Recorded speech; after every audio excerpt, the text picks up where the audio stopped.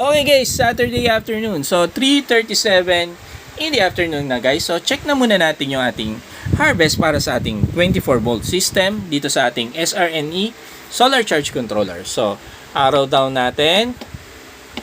Okay. Ayan.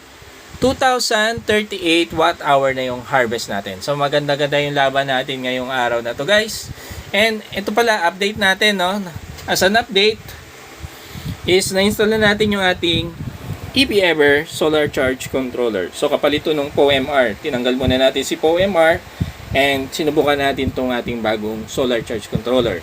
So ang advantage ng EPEver versus dun sa POMR is meron na tong ma-monitor na natin yung harvest niya everyday like dito sa ating SRNE.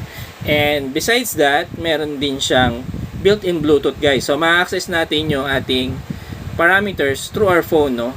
Mag-install lang tayo ng mobile app. So gumawa tayo ng separate reels. Nauna na yung reels natin sa pag-access through mobile phone. And nasa YouTube naman yung kanyang kung paano install natin yung ating mobile app sa ating mga phone. Nandun yung instruction. Tignan nyo na lang sa YouTube channel ko. Okay? So all working fine para sa ating EPEver. Nagbiblink yung solar panel. Ibig sabihin in normal operation to guys.